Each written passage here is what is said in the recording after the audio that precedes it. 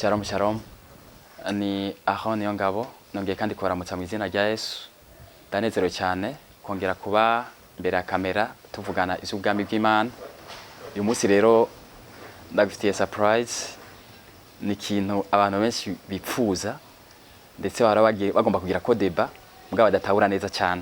Mugabo mu buntu bw'Imana, mu bw'umwami wacu Yesu Kristo tugomba kugira gute kubishura kugira ngo abantu ntihagire umuntu azimira canke agwe mu kaga ko muri no myaka ya nyuma. Tugomba kumenya uno munsi itandukaniro ry'umuvugisho w'ikinyoma n'umuvugisho w'ukuri. Ni gute umuntu ashaka kumenya umuvugisho w'ukuri n'umuvugisho w'ikinyoma? Abantu benshi iyo bumvise amajambo nkayo cyangwa basomye Bibiliya hari gihe bagira ubwoba akavuga ati none kijambo ry'Imana rivuga ko abantu bazoza bakoresha ibitangaza nabo nyene bazoza basoma ijambo ry'Imana bakavugishwa bakerekwa ati none tuzobimenya gute? Ijambo ry'Imana nivyo rafise ico bivuga ko rivuga ngo muzamenyera kuco bagira gute kuco bama. Mugabo hari umuntu ashaka kuba ari umuvugisho w'ikinyoma agashaka no gukora fraud agafroda ibintu bimeze nk'ivyamwa vyiza mugabo vy'ukuri atari umuvugisho wa vrai atari umuvugisho w'ukuri akagerageza nimba abavugisha b'ibinyoma babarega gusamba cyo gukora ibintu biri anya akagerageza ibintu ntagire gute ntabikore. Nikimenya amenya nimba uri umuntu ushaka kuba unywanye n'Imana hari igihe Imana izokwereka abantu kavuga ati uyu muntu bapfa kubona umenga no muntu muzima uyu muntu vy'ukuri ibintu arimwo sivyo. Rero ni gute abantu babimenya? Kuko abantu benshi naho benshi badashaka kuba babivuga barafise ubwoba hari igihe usanga umuntu afise ubwoba akavuga ati none ni gute ibi bintu umuntu azobimenya cyangwa abantu kazosanga yarafashe igihe akurikira umuntu kanaka ngo numuvugishwa n'Imana hama igihe kikazogera akamuva inyuma bivanye n'amakuru kanaka yakiriye. Rimwe na rimwe bamwe ugasanga bahunze umuntu ngo sumuvugishwa n'Imana ariko ugasanga niwe. Rimwe na rimwe abandi bantu ugasanga bakurikiye umuntu ngaravugishwa n'Imana cyangwa n'umuntu w'Imana ugasanga navyo nyene sivyo. Rero uyu munsi tugomba gukuraho iki gipfungu kugira ngo abantu bamenye ukuri kubahe kwidegemvye.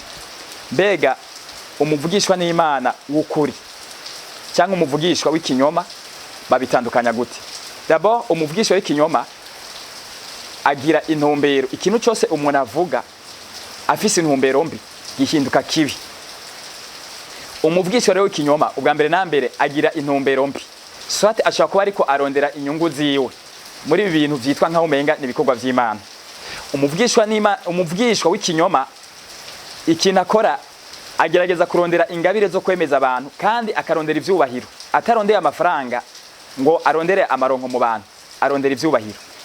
Kuko hariho n'abarenganizo dimanche washaka zo kubesha akagera no kurondera amareba. Nukuba ko yagiye kurondera amareba kugira ngo aronke popularity, aronke abantu bamukonderera inyuma benshi, hama aronke ivyubahiro, aronke n'amafaranga. Abo bantu barahari muri nosi ya none barahari kandi no mu Burundi babaho, no muri Afrika babaho, mu mahanga yose abo bantu bagize gute babaho.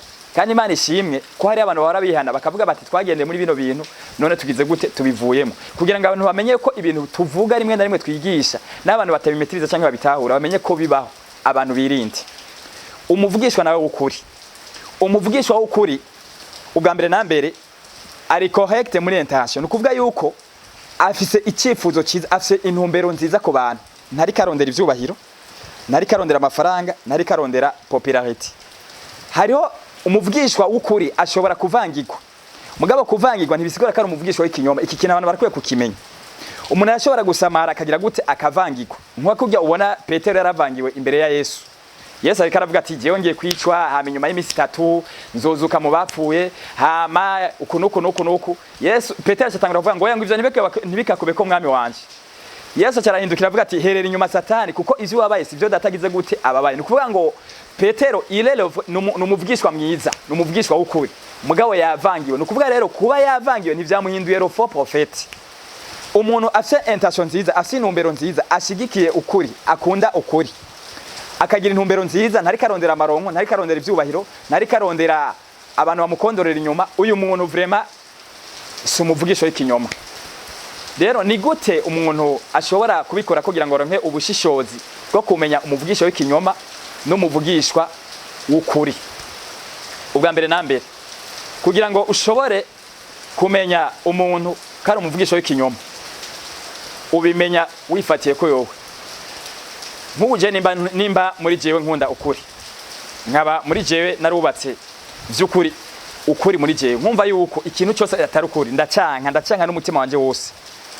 nukuvuga ko maze kubaka ico kintu muri jewe kikabindani muri jewe umuntu wese azoba ari karavuga ukuri igihe azoba ari karavuga nzokumva yuko ari amahoro menshi nzokumva ko ari amahoro mugabo mu gihe azoba ari kavuga ibinyoma kome muri jewe mfise imbuto y'ukuri muri jewe igihe azoba ari karavuga ibinyoma umutima waje uzobihojeta rero biroroshe cyane kudiserna canke gushobora gusuzuma umuntu ari karavuga ko ari kavuga ikinyoma canke agendera mu kuri mu gihe je sanzwe niyizi nimba ndi umunyakinyoma sanzwe nkunda ibinyoma nkashikira ibinyoma umuntu akaza akavuga ibinyoma ngaho tuzohuza mugani yavuga ukuri ikiri muri jewe kizomugwanya kubera umuco n'umwizi yo bihuye biragwanyana mugabo birangira umuco ugize gute unesheje umwiza rero ubwa mbere nambere kugira ngo ushobore kudiserna cyangwa ushobore gusuzuma impemu mbi cyangwa impemu nziza si ibintu umuntu ahagaranga ngo urumva ngo narumvise ko ngo ukuri ngo ushobora kwemera ngo ukuri ngo kuri muri jewe ngo hama ngo nzoca ndabimenya ikibazo abantu bafise bagomba kudiserna ibintu vy'impemu cyangwa ibintu bitaboneka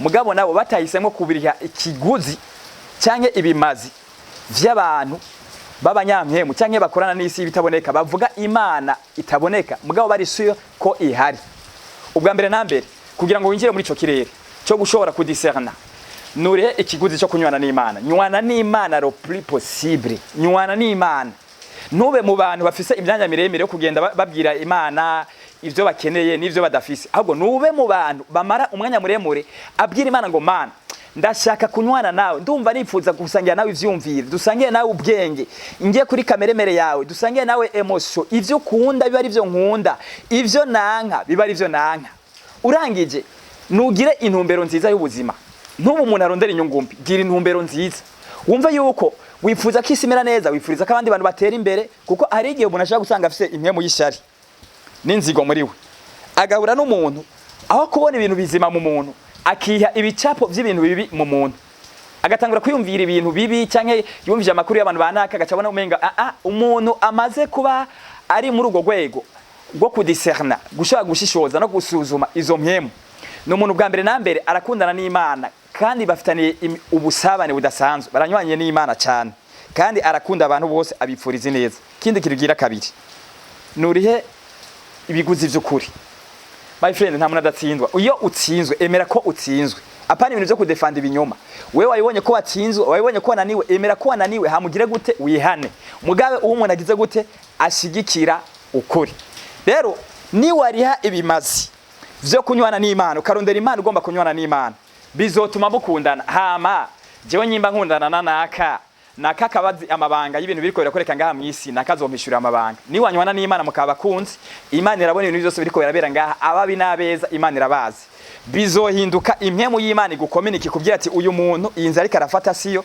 cyangwa uyu muntu inzara ikarafata niyo gutyo bizobora abantu kuko abantu benshi muzokwisanga abantu benshi bazokwisanga mu gatego ko kuvuma abavugishwa n'Imana bukuri bibaza ko ari le faux prophète cyane bakondorera inyuma y'abavugishwa bibinyoma bibaza ko arabavugishwa bukuri hari imitego myinshi rero nuriha ibimazi byo kunywana n'Imana ugafata umwanya wo kunywana n'Imana mukanywana n'Imana ukaba umukunzi w'Imana nkakujye ubona Dawidi nawe yagwa mu mafuti yavuga ati nivyo nagoye mu mafuti mugabo genda umukunzi w'Imana ntegereza kugira umwanya wanje wo kunywana n'Imana le plus possible n'amakosa yamubako yace yihana ubwo nyene kugira ngo ashishikare kubaho mu rukundo n'Imana anywane n'Imana vyatuma umunyakibi no mu gihe yotegura kumugira nabi aca bimenya bien avant rero ba Elisa bose bari bubakiye ku kunywana n'Imana abakozi b'Imana bose bagiye barurangiranwa ba Abrahamu suko bataba abanyantege nke baragira intege nke nk'abandi mugabo bari bubakiye ku busabane bukomakomeye n'Imana rero urasabwa gutanga ibimazi byo kunywana n'Imana tanga umwanya wawe no kunywana n'Imana fata nimba ari verset biblique uri kurasoma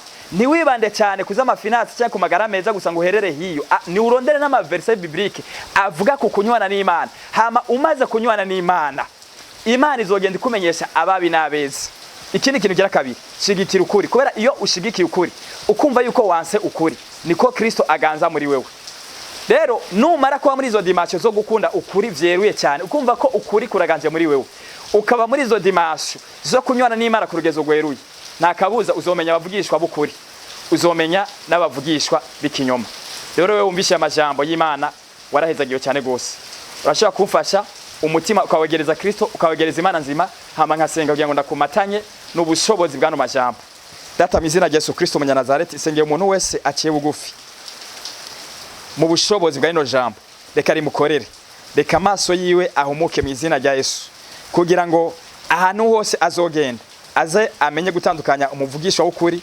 n'umuvugishwa w'ikinyoma, kandi imbaraga zituma abantu banywana nawe Kristo zibe muri bo kandi zigwiriye, imbaraga zituma abantu bakunda ukuri kandi bakagushigikira no mu gihe bibaye ngombwa ko bagomba kukuzira, izo mbaraga zikorere muri bo mu izina ry'Umwami wacu Yesu Kristo.